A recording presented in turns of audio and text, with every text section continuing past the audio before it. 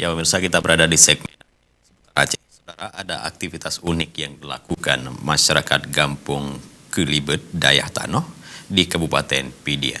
Keseharian mereka diisi dengan membuat kerajinan gerabah dan cobek berbahan tanah.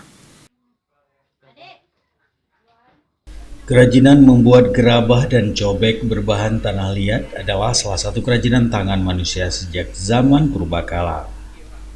Gerabah sering dipergunakan untuk melengkapi perlengkapan rumah tangga sejak dulu. Tapi kini gerabah nyaris punah dimakan zaman yang semakin maju dengan penggunaan perlengkapan dapur yang lebih modern. Namun di desa Kelibet Dayah Tanoh, masyarakat masih melestarikan kerajinan gerabah ini. Iriani, salah seorang pelaku perajin gerabah, mengatakan membuat cobek gerabah sudah dilakukan secara turun-temurun sebagai bentuk melestarikan tradisi dan memenuhi kebutuhan ekonomi keluarga. Proses pembuatan cobek gerabah ini banyak ditekuni kaum perempuan. Mereka harus mengumpulkan tanah liat terlebih dahulu dari pegunungan di dekat Gampung Puu, lalu mengangkutnya ke rumah untuk diolah menjadi cobek gerabah. Tanah liat terlebih dahulu diinjak-injak dengan kaki dan dicampur pasir. Selanjutnya tanah liat tersebut diolah menjadi cobek gerabah secara manual. Iriani mengaku setiap hari bisa mengolah tanah liat menjadi 100 buah cobek gerabah. Hasil produksinya itu diambil langsung oleh agen-agen setiap 2 minggu sekali.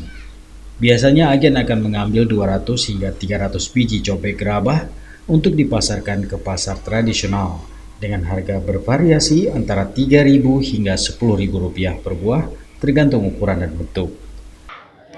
Saya buat ini dari umur saya 12 tahun hingga sekarang umur saya pun udah tua, udah 43, belum ada dapat bantuan apa-apa. Ya paling tidak kayak modal usaha, kami pun ingin berubah juga. Sebab bukan ini aja yang bisa kita buat. Kayak menjahit pun kita bisa, cuma butuh modalnya gede. Kita kan tidak punya modal. Saya buat kerja ini sebenarnya untuk menyambung hidup sehari-hari, ataupun boleh dikatakan untuk membiayai anak-anak sekolah. Daripada anak terlantar, ya saya buat ini. Cuman saya buat ini pun sanggup berbiaya sekolahnya sampai SMK aja. Selepas itu sudah tak sanggup lagi. Dia mau kuliah, tapi apa boleh buat, biaya saya kurang. Pengrajin gerabah berharap ada perhatian dari pemerintah untuk memajukan usaha mereka, baik dalam bentuk modal usaha dan promosi pemasaran. Dari Pidi, Tim Liputan Aceh TV melaporkan.